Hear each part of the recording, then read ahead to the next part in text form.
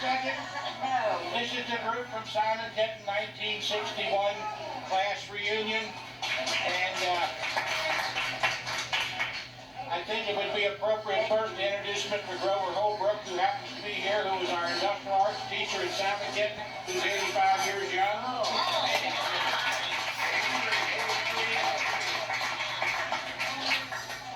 And tonight you'll see a pair of candlesticks that I made in his industrial arts class back in that year of 1959, I think.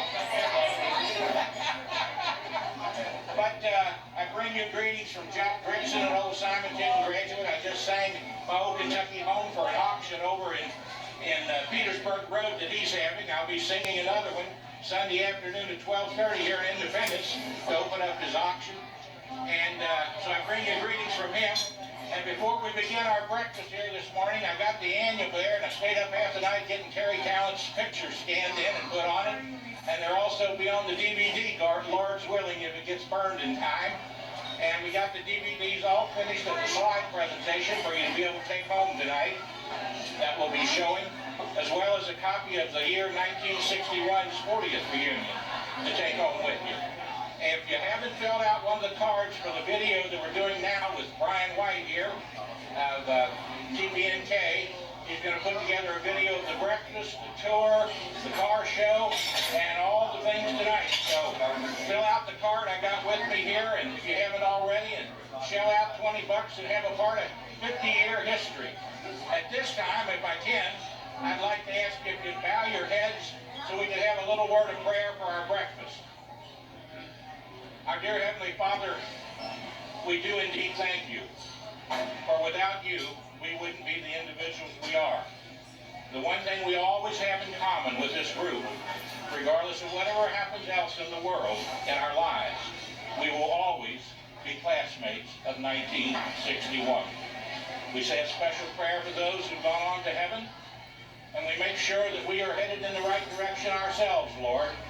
And remember that our Christmas play had that scripture right on the annual that said, John 3:16, for whosoever believeth in the Lord Jesus Christ shall be saved and have eternal life. I ask that we have good health and a wonderful time for the 1961 50th reunion this evening throughout all the day's events. God bless you and great to be with you. Thank you, Lord. Amen. Thank you, John. Thank you, Nelson.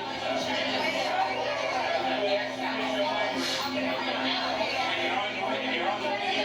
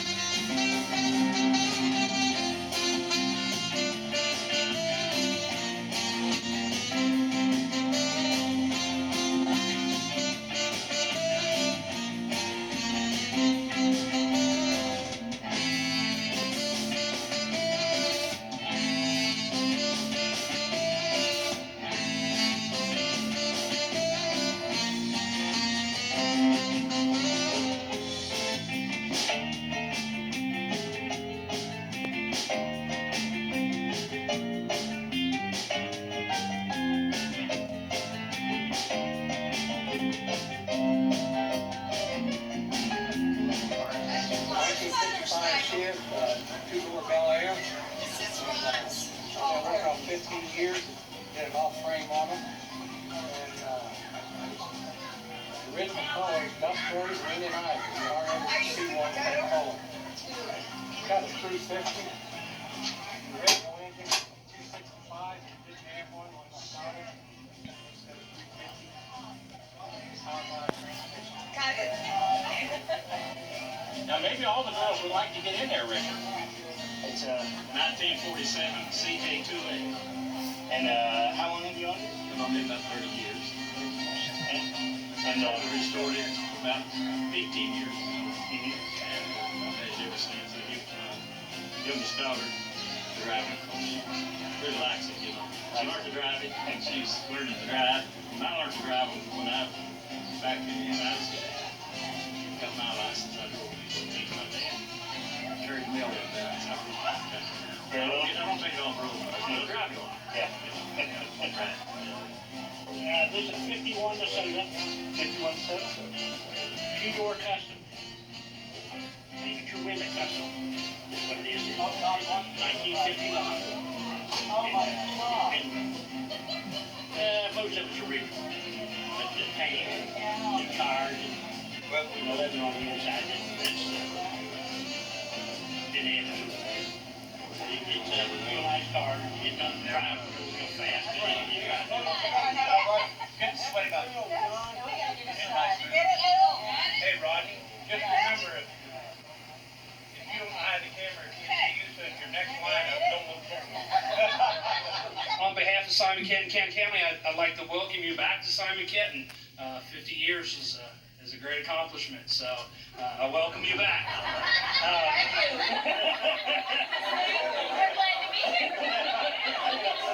You used to have the steps that came up to the building, two sets of steps actually.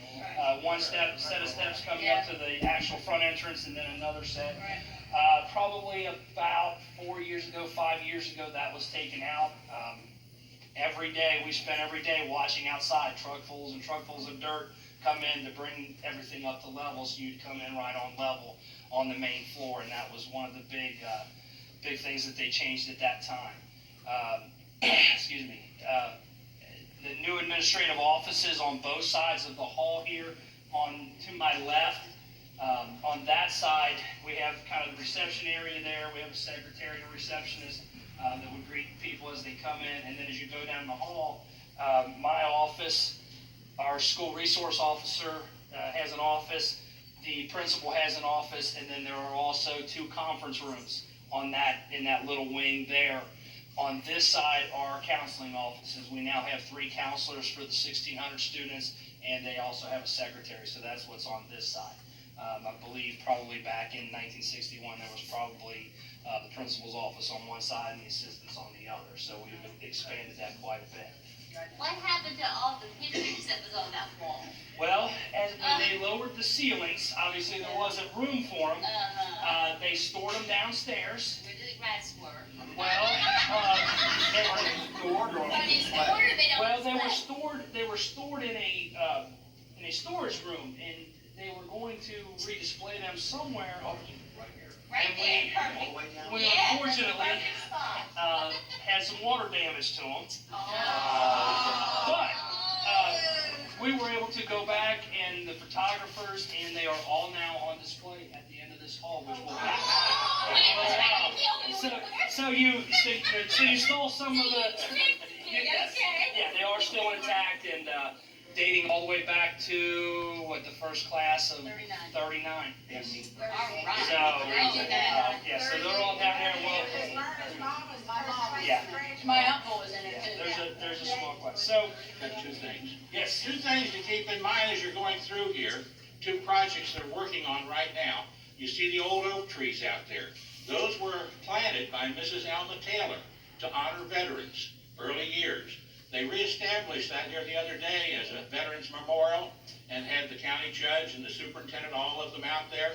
And you can buy a paver, which I bought the first one. You can buy a paver and put down out there for that memorial. Then the other thing, they're going to have an arboretum from the Future Farmers of America, where they're going to grow their own plants here for Simon Kenton, the Future Farmers of America.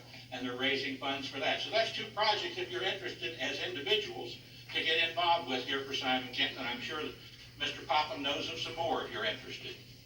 Thank you for mentioning that. That's the FFA.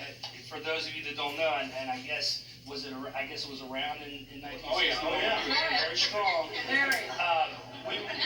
We went without it for 3 or 4 years, and through a lot of help from the community and students pushing for it, it was reestablished, I think, 4 years ago. So Mr. Butler came in, did a great job getting it back up and running, and hopefully by the beginning of the school year, we will have a greenhouse in place. It's no, Larry. Yeah, Larry Butler. Unfortunately, he's leaving us this year, so we're bringing in someone new. But And she's a Simon Kenton graduate that they're bringing in. yes, so that's going to continue as well. That progress. The construction that we've talked about probably started in 1999 and was done in 6 separate phases. And so, like all of this tile and all of the walls here are all new. We did leave some of the orange tile, if you remember, is still intact in the stairwell, so you'll see that. But most of it is the new, lowered the ceilings for the main building and things like that. So, again, it's undergone quite a bit of change since 1999. And we had some growing pains that went along with it.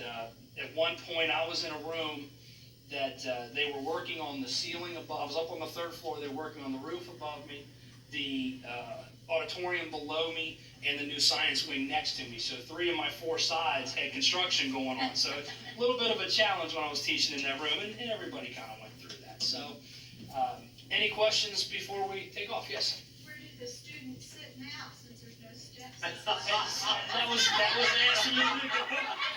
Interesting what we remember. I guess maybe the first, how many of you sat on those steps? No, I'm just kidding. In all honesty, even in the 80s when I came back, when I was here, the morning started with, will the following students please report to the front steps? And they sat there and some of it was discipline and some of it was other things, but that was kind of the way the day started, was this is what we're going to do for the day. That was where I learned the first meaning of the word restitution. Mr. Hinsdale sent me in there to sit on the chair, and he said, sit down there, we're going to discuss restitution. I thought, what the heck's he mean? And he let me sit there for 3.5 hours, and he come in, and he said, come on in here, John. John, that table's gonna fall. I know. And he said, come on in here, John. And he pulled out the big board and whacked me 2 or 3 times, and he said, now this is restitution. I've never forgot the word the rest of my life. Payback. I sat on this step for 3 months. Our smart mouth, Mrs. Reed. That was my favorite teacher, and I told her to make up her mind one day. Wrong person to mouth. Mr. Edmondson come out and said, Rodney, Mrs. Reed said, if you apologize, you can go back in the classroom. I said, no, I'm not apologizing.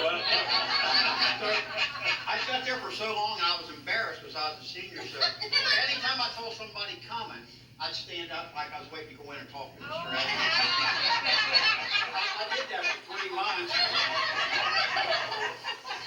Well, and to directly answer that question, there are 4 chairs outside of my office that students will come and sit in, and we now have 3 assistant principals. So I handle sophomore discipline for the most part, so if they were a sophomore, they would come there.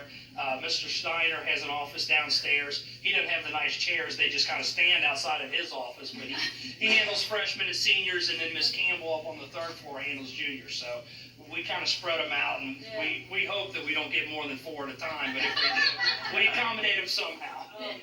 Before we go into the science, this would be our science wing. It's state-of-the-art facilities. Everything that we had to adhere, obviously, to state law as far as putting things in, but if we felt it was good for learning, good for the kids, it went in there. So to be perfectly honest, it's better than some college laboratories. Matter of fact, last year, I believe, maybe the year before, we have AP classes, and our AP science classes, they usually have to take a lab. They were going elsewhere to do it, and the teacher at Thomas More said, you know what, your labs are better than ours, let's do them at your place. And so she actually came here rather than our students going there. So they are state of the art. But probably back in '81, you would have had the auditorium right here. And this would have been steps going down into the cafeteria, and then everybody knows about the dungeon that was below the cafeteria for the business. As we started getting close to the renovation, and part of the reason for the renovation, I remember one time being down there in the business park for some reason, I can't remember what it was, but it started raining, and it was like a waterfall coming down the steps into the dungeon. So it was pretty bad repair when we needed it. Now I can say it was that biology room. Donna, this was the first class I damn near failed. Oh. I didn't take it, so I didn't either. As you look around the lab, you'll notice there are sinks in each station for cleanup. This would be the biology lab. Below us is kind of the freshman lab. It's pretty much exactly the same as this one. Above us is the chemistry lab, and the one thing that the chemistry lab has that is really neat is they actually have the exhaust fans that will come down over the work area, so that when they're working with chemicals and things like that, they don't have to worry about the fumes. They go right up and are taken care of. And they pull right down over top of it. You see the projector vision, and so the teacher literally, if they're dissecting or they're doing something, they have the ability to sit here, do the demonstration, and the students can see it right there on the screen. On this side, each of the 3 labs has a prep room where all the chemicals, anything dangerous, anything that the teacher might have to, take care of is all stored back there. And again, that keeps it away from students who, might get into it and be a little mischievous about it. Not that any of you would have ever done that, but, it happens from time to time. And then they come and sit in my chairs and we discuss it. And just for safety purposes, again, even when I was in school, the chemicals used to just sit out, and I remember in chemistry, somebody knocked one over, and we ended up with 2 students in the pull-down shower and flooded the room. So, the ability to kind of store things back there and keep them out of students' way is a really nice feature as well. But like I said, the 3 labs, again, they're stacked on top of each other, and the only difference being up in the chemistry lab, you do have those exhaust fans that keep the fumes away. Matter of fact, and just to give you an idea, we've probably, since we put in our labs, we've probably been visited 10, 12 times from other schools in the state that are renovating and want to see what we have, to see what they should be doing to kind of update their facilities. So, I believe we're pretty much on par with anybody in the state as far as these facilities. Okay.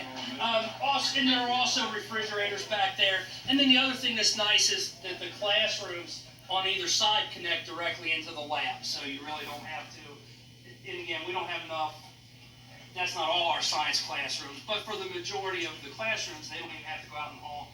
They come right in the lab. And with the glass, if you've got a student that's not prepared for the lab or maybe missed a day, they can be over there working, the teacher can be over here with the students in the lab and still have, sighting of them, and that way you can get a lot more accomplished. During our renovation, we knew we were a growing school, and probably when we started the renovation, and this is, again, kind of interesting, we were probably around 1,410 students, 1,420, something like that. And they said at this renovation, you will be equipped for over 1,500 students with no teachers having to share rooms, and that'll take care of you for about 12 to 13 years. And that lasted 4. And we were well over 1,500 students, and we have teachers sharing rooms, and next year we're projected at about 1,660 students. And now you're just doing like sophomore, junior, and senior. Freshmen, When they built the original building, Yeah. they built it for 500 students. People in the community were in an uproar because they said they'd never fill it up. Yep. No, see, when we started here, 7th grade, yeah. so we were all How many out. seniors got there? We graduated, what did we graduate this year? About 335, Oh my God. something like that. No, but I was in that. 336. Every student does have a locker, and that was something else that before the renovation, we had students sharing lockers. So we have 2 types. We have this, which is the upper or lower, and when we go on the bottom floor, you'll see a single all top to bottom, but it's about half the size. That's So, the size of us. yeah. How do you So, open those? uh, How do you open them? Yeah, there'll be locks. Yes, there'll be the combination locks that will be put on before next year, yeah. Yeah, the built-in ones tend to break pretty quickly, so. Getting back to one of the designs that we did with the building is with so many students, we would have shoulder to shoulder through the halls. And what we did is we opened up passageways. So we came down the main hall, but if you wanted to get back to the main area, you could also come this back way. And that has relieved a lot of the crowding with students going to and from classes, which then alleviates a lot of the problems of students bumping into each other, getting mad, those types of things. So that was, there are literally, it used to be kind of one-way traffic in that main hall, and it was a mess, and now we've got a lot of different passages and different ways to get from here to there, so that has helped a great deal. But this is our library, which, as someone noticed, used to be the gymnasium. One of the things, again, that we tried to create was an openness of the building, and so the windows and the high ceilings of the library and the open air, it's really, to me, it's very aesthetically pleasing to look down in the library and see things. As a classroom teacher, though, it was sometimes frustrating because the kids that walk through the halls, waving to your students as you're trying to get something done. Every once in a while you get the obscene gestures and things like that. So it can be on the bad side, but I think from a look standpoint, it is very nice. It will accommodate 2 classes at the same time, one in the front, one in the back portion. There are enough computers on the front portion that a normal sized class, every student could be at a computer as well. Currently we have over 11,000 books down there, which, and if you look at the shelves, there's still room. The library will hold 20,000 books. Wow. And we've increased steadily since we put the new library in there. When we first moved in from the old library to there, it looked like a ghost town because we just didn't have books to fill it. Closet pictures that we were asked about. So 1961. It's right here. Here we are. There we are. Pick yourself out. All right, where's 37? 37? The first one. No, 38. 38 was the first one. 38 Okay. was the first To be the very first. But they brought the 37 over. This is 40. In the future. We have LEHHS, which is Law, Education, Health, and Human Services, VPAM, which is Visual, Performing Arts and Media, STEM, Science, Technology, Engineering, and Math, and BIP, Business Information Technology. Each of those 4 sculptures, or 4 pieces of art, were made by our art department, and each one represents one of the 4 schools of study. Just representations of what kinds of careers students may be interested in. So they made those and hung them up the first year we started schools of study. So as we go down the hall this way, you'll notice on the left, painted on the wall, is another representation of the 4 schools of study, and that was also done by our students it's listed on there. I want to say 2007, but I'm not positive what year it was. But our students did that as well. Most of you probably remember like our construction classes and things like that. Those have actually been replaced now with an engineering department. We don't really do the construction as much anymore because they can take that through Patton Vocational School or things like that. And so we've gone to more engineering. We still have the shop room back there, which they could go in there and they make projects for engineering, but we don't have the construction as it was.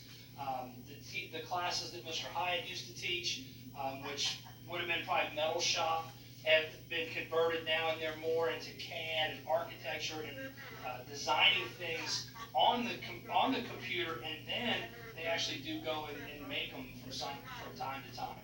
A couple years ago, they actually designed and then built a couple of sheds that were smaller replicas of what a house would look like. So they really have kind of expanded what they do, and they go start to finish. One of their favorite projects, and it's really interesting, they build bridges out of wood or whatever, and then they actually have a machine and they do a stress test.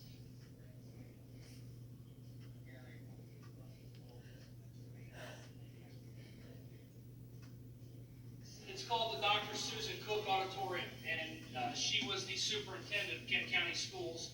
It was kind of the force, I guess, behind getting, particularly us in Dixie, the money and the plans to renovate the schools. And one of the interesting things that they did change is that if you remember, Dixie and Simon Kenton were pretty much mirrors of each other as far as Sister schools, yeah. and when they did the renovations, they basically gave the two schools and said, here's your pot of money, do what you want with it for the school. And so we kind of took very different approaches. They started with their outdoor athletic facilities and cleaned those up first, and we started inside and then moved to the athletic facilities. So the two schools look very different now.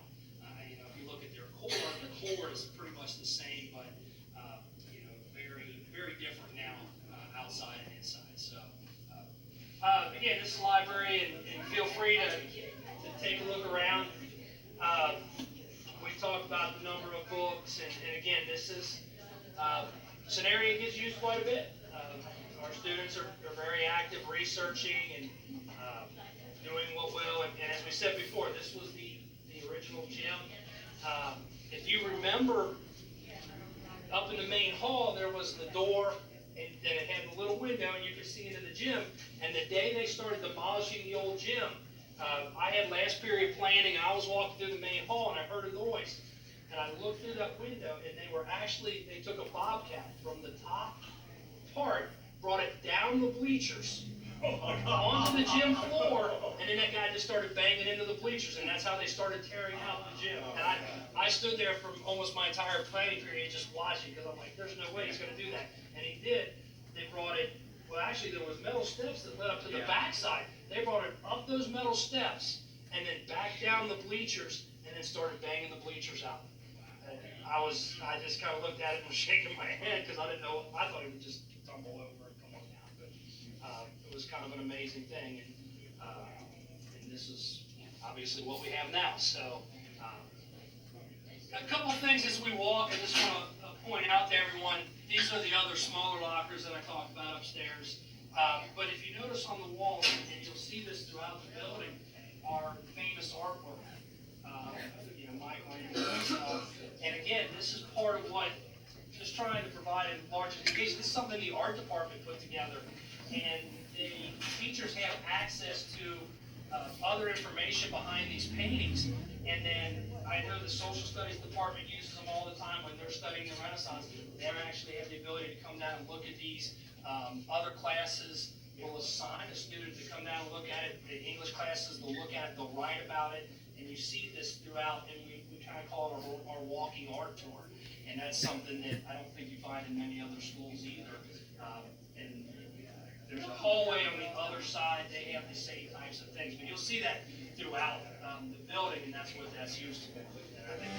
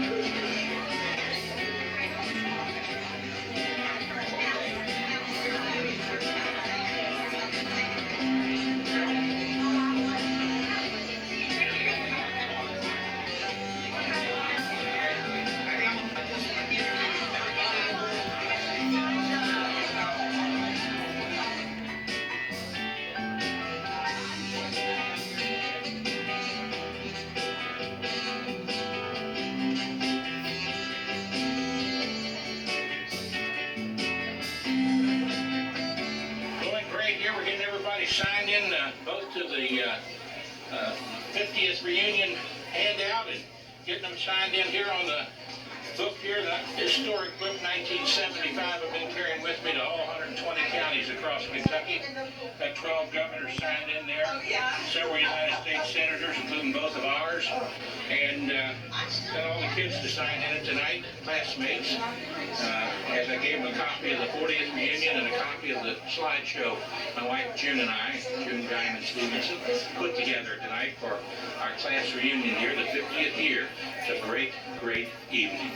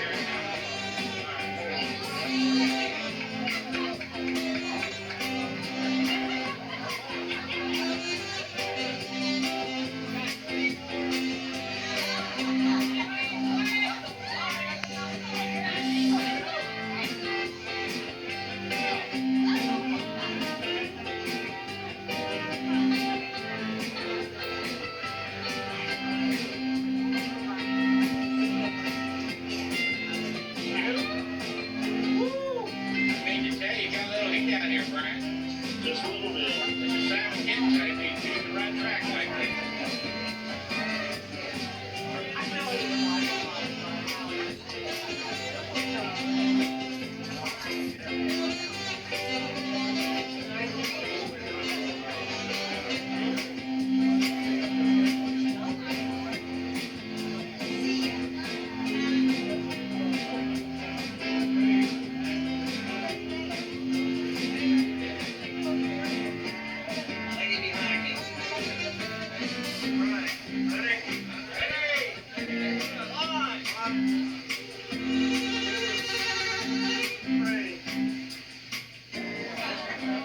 First thing I want to do is to welcome all of the graduates from Simon Kenton High School from 1961. Can you